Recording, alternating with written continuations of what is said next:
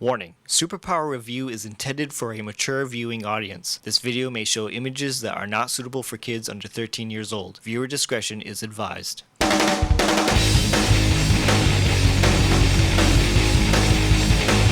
Hey, what's going on everybody? It's Kevin Vedini here for Superpower Review, and I want to thank you guys so much for clicking play on today's video. If you guys happen to like today's video, be sure to smash that like button, comment some feedback in the comment section down below, and lastly, please subscribe to the channel to show your support and to potentially win a free slab, because once the channel reaches 2,000 subscribers, I'm going to be giving 3 lucky winners one of these slabs. So guys, please subscribe to the channel. So guys, I have a very special guest for today's show. I'm super excited. I woke up this morning, I was like, yes, I'm so happy for today's show. We have TJ, the Slab Dragon Watson on the show. What's up, TJ? Hello, how's everyone? We're doing fine, man. So in case if you guys do not know who TJ is, which I can't imagine that you wouldn't, because TJ is all over in the YouTube comic book community. TJ has a crazy collection. He owns 2,000 plus CGC graded comics. Is that correct? And now I know you have a exact number. What is that exact number? I'm up to 2,065. Oh my God. 2,065 graded comic books. Now you can see in the background there all the mounds of comic books, and we do have pictures that I'm going to be throwing up on screen here. But TJ, why don't you take us back and tell us how this all started? When did you start collecting comic books? I started collecting my first collection when I was a child, back in the 60s, but I sold that to pay for college in the 80s. And I didn't get back into collecting again until 2005. So this has been amassed in the last 15 years. My goodness. So 15 years worth of collecting. And is there like an ultimate goal of how many slabs you would get to, or is it just because I buy what I like and I'm going to snag that? There's never going to run out of things I want. There's so many comic books, so little time. So there's no limit. And now, so you have 2,065 slabs. Does your collection just consist of graded comics? Like, is that what you like, or do you buy raw copies as well? I don't buy many raw copies anymore because people overgrade, and I just would rather get the grade I want. I am going to be doing some more submissions, though, of some raw copies I bought years ago, soon. But it's not in my collection unless it's in a slab. So mostly slabbed books. Do you own raw copies of comic books? Yeah, I have. Don't knock anything over now. Yeah, I got raw copies. These are going to be going out to CGC soon. Oh, cool. So some Golden Age stuff, and I probably have about 1,000 raw copies. So it's not only that you buy slabbed comics, but you also submit them into CGC too. Yes. Yeah. And now, over the years, have you pinpointed the grade pretty well? Are you good at grading? I'm pretty good at grading. Yeah. Yeah. So when it comes to your collection, okay, what is the variety of slabs do you have? So is it mostly DC? Do we have Marvel? I mean, I'm sure there's a bunch of comic book companies that I don't even know about back in the 60s. I'm sure you have books then and books from the Golden Age. So what does your collection consist of? It's a really wide mix of everybody. Marvel, DC, Image, all the independent companies, Atlas Seaboard, Warren magazines, It's everything. Everything except Archie. So now, recently too, you because we were supposed to have you on the show a couple of weeks ago, and unfortunately things didn't work out. And you unboxed some sexy Batman keys, and we're going to throw up some images of those on screen. You want to talk about those Batman keys that you unboxed? Sure. This one I got a few weeks ago, and this is way overdue to be back in my collection. This is one of my favorite books I had in my first collection, and I was very happy to get this back finally. That That is one of, and I'm glad you brought that on, because as you probably know, that is my favorite Batman cover of all time, and I absolutely love that Batman book too. So we have Neil Adams on that cover and doing artwork, and we have Denny O'Neil's story. That's a fine book, man. 9.2. I don't see many of those. Yeah, that's a classic. And another grail I've been after for a while that is very low quantities available in 9.2 and higher. This is a hard book to come by. There was a 9.4 that sold recently for $2,000, and this one was half that. So this is the first team of a Robin and Batgirl. Now, so like when it comes to buying these CGC graded comics, is there like a range of a grade that you try to buy? Yes, for modern, it has to be at least 9.4 up. I really want 9.6 up. I don't have a problem between a 9.6 and a 9.8. I'm not a 9.8 fanatic. Right. For Silver Age, I want at least 8.0 and up. I'm trying to lower my standards for early Silver Age to 6.5. It's hard for me to do that, but I'm going to be going that route. And for Golden Age, it doesn't matter what the grade is, as long as it's complete. Right.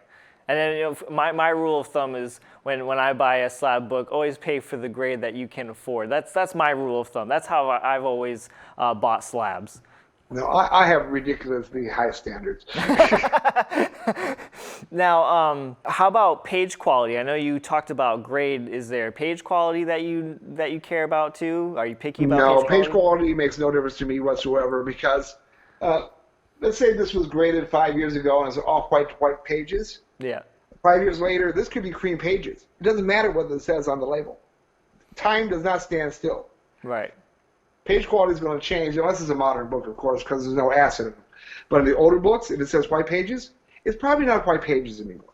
It's irrelevant. Right. As long as the page quality is not brittle. Okay. I don't care. Yeah. I've talked to many people before who have a huge collection such as yours, and they've even gone as far as to talking about logging in some of their collection. Do you have like a database of what you keep in your comic book collection? Yeah, I have the CGC registry. Every book is on that registry. Oh, okay. And also, I also use Go Collect for value. And I only have probably just shy of 1,500 listed on Go Collect right now. I still got a lot to go, but it's time consuming. I'm sure. And so when you because we've shown some pictures and I'll show them up again of your huge collection. Okay, now it seems like you keep all of your books in this one room here. This would be considered your man cave, right? Yeah, this is the man cave, but there is a lot of overflow in the living room and bedroom that I need to bring back in here. Yeah. Have you? So it's filled with books. Have you ever like knocked something over? Every time I come in this room. and it ends up, does it ever break? No, I have been very lucky that they haven't broken, but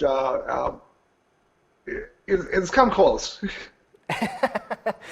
It's just an avalanche. You have this funny picture that you posted on Instagram a little while ago, where it shows you on the floor and your collection is kind of toppled all over you. Oh yeah, I have the avalanche before where the piles kind of like a dominoes. One pile would go into the next pile, go into the next pile, go into the next pile, and then I have to pick them all up.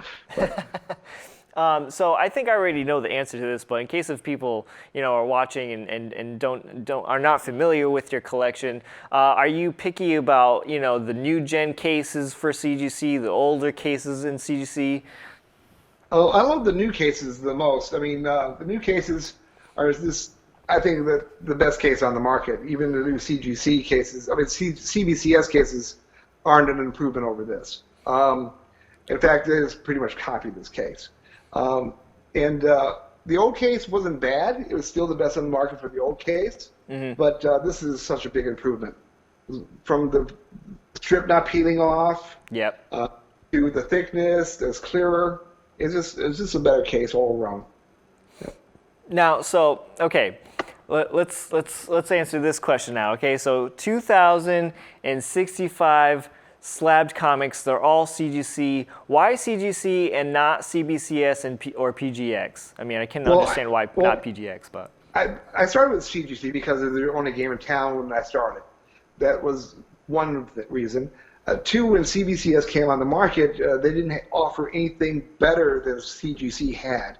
I thought it was a better run company, better quality control, and I know what people complain about Newton rings, but that's just physics. I don't mind them. Right. Unless it's really, really bad, then but they'll fix that for free.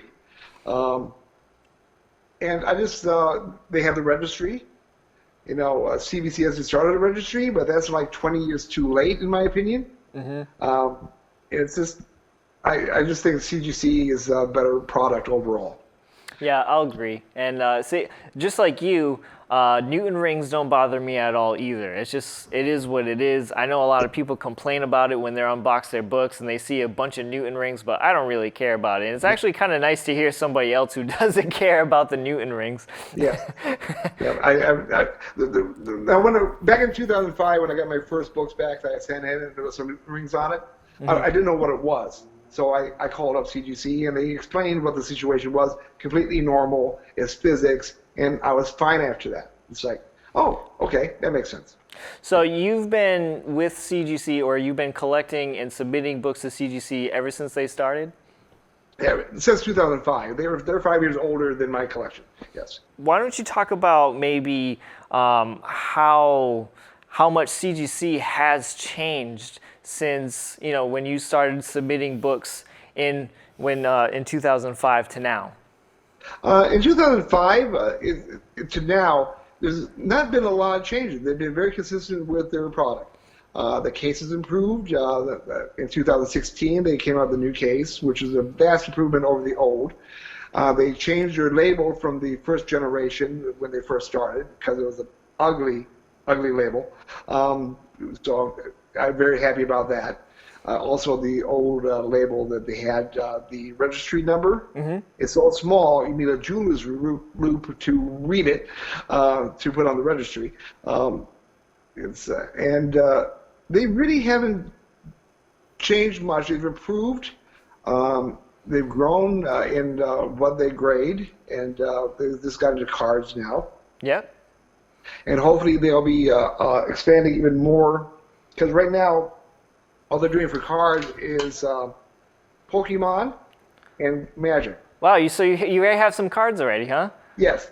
I had to check out the product to see and give my review on those, and I approve. They are TJ Watson approved, everybody. Yes. I'm hoping they expand to all cards eventually. I hear they're going to be starting, hopefully, sports soon. But I want the old, like 1970s Star Wars cards in these. Because PSA labels I just do not like. Yeah. Beckett has a nice label, and I just think these are the best ones on the market right now. Yeah. And I want them to grow into all cards. So I think we've already seen something else that you collect, but other besides comics, with your 2065 slabs, what other things does TJ the Slab Dragon Watson collect? Action figures and statues.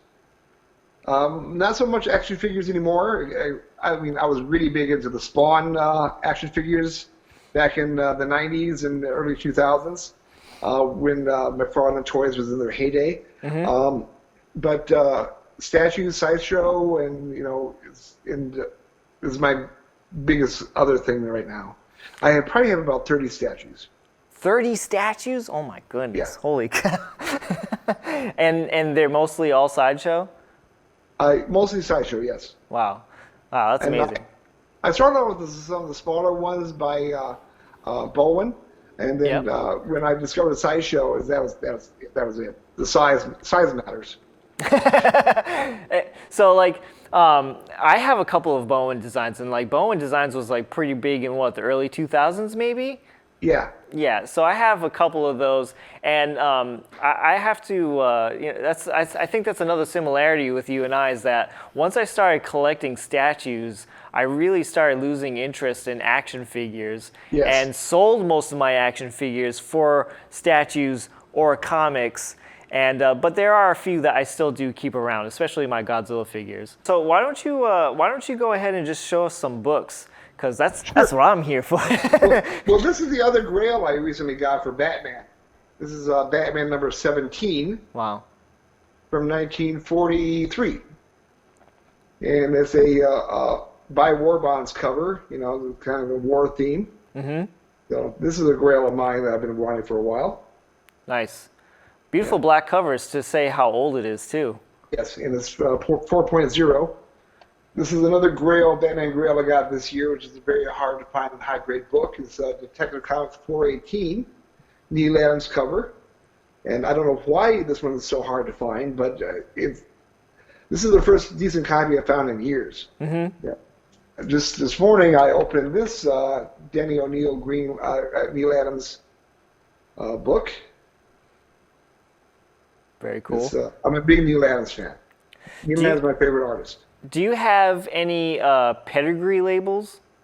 I do have. I don't have any near me, but I do have quite a few. I got one pedigree label. It's from the. She was a Japanese American, and I think she collected from the 40s to the 50s, and this is the Jungle comics I have of hers. Mm-hmm. And she started collecting when she was interned during World War II. So it's a very sought after pedigree. Very hard to find and very expensive actually. It's one of the pedigrees that actually drive out the price because not all pedigrees do. Right. But that one does, and the Mile High pedigree does too. Mile High pedigree is the pinnacle that everyone wants a copy. Right. Now, so you talked about what grades you look for in certain aged books. Is there a label that TJ the Slab Dragon Watson will just not touch? Purple. And why? I do not collect restored comic books. I mean, I might make an exception for a rare Golden Age one. Okay. But there's no reason to have a restored comic book from the Silver Age up. This is not. That's just selling for second best. That's just no. But what if it was something like an AF-15? Would TJ the Slab Dragon Watson do it? AF-15, something like that expensive, probably. Okay. But, yeah. So go ahead. I'm sorry. But anything like I'm showing off here, no. So when it comes to Golden Age, I mean, when it comes to me, I don't own a single Golden Age comic book. Do you know roughly how many Golden Age comic books you own? 142. Wow. So you have everything nailed down. You know numbers. You know everything about your collection. You're with it. I got files in my iPad for photos, and I take pictures of them and I put them on there, and it tells me how many pictures there are. There's 142 Golden Age. I got a Golden Age album. I have the comics I bought this year album and the last year album and all the years before, so I know exactly what the numbers are. Wow. I mean, this year I've added 106 comics to the collection. 106 this year? Yeah. Cool. Yeah. Wow. What else you got? I got this other hard-to-find Neal Adams Witching Hour. Oh, cool. I just got that today. And you said Neal Adams is your favorite? Yes. Yeah. I want everything he's ever done. And this is another one of my favorite artists, is Michael Turner. Mm-hmm. There's only 1,500 of these made. It's a VIP edition of Fathom number 0. I got this one today. This is first appearance of Kyle, what's his name? Rayner? I know nothing about Green Lantern, so I am no help to you. but it's a DC Universe variant. That's very low print run and very sought after, and also a lot more money than the regular version. Now, this is kind of funny. This was an auction I won. Oh, and I already had one on my watch list that was selling for $500. Buy it now. and I had another one that was also a buy it now for 500. So I won the auction and for 500. So I was hoping it would go less, but it went for 500. And then those two on my watch list sold the same day. So wow. 3 copies of this sold for the same amount in a period of a day. Now, what platform do you prefer to buy comic books from? Is there a certain auction websites that you use a lot? Do you use eBay, Instagram? eBay is my main one. I do Instagram now and then for people I know, that I can trust. But I also use sites like Reese's Rare Comics is a great website, and also Dale Roberts is a really good website. That's where I got my Batman 251, and so this some actual comic websites I use, but eBay is my main one. So big question, and you don't have to say anything about price or at all unless you want to. But what book is the most expensive book you ever bought? Hulk 181 9.4. I bought it probably about at least 10 years or more ago. I spent $2,977 on it. Wow, that is actually, for back then, okay, hold on. Because I think at that price right now would probably get you maybe a 7.0, 6.5 maybe? Yeah. And it's a 9.4, wow. Yeah. Wow. A lot of books I bought back then, like Spider-Man number 6 and 8.0, I bought it for $1,200. Wow. It's double that now. Wow. Now, what I really wish I would have done is bought way more of those books back then, because the prices have really gone through the roof on all the high-end blue chip Silver Age. I could have got Spider-Man number 3 8.0 for $3,000 back then. Right. And it's way more now. But I am glad I did get my Giant Size X-Men number 1 9.6 back then.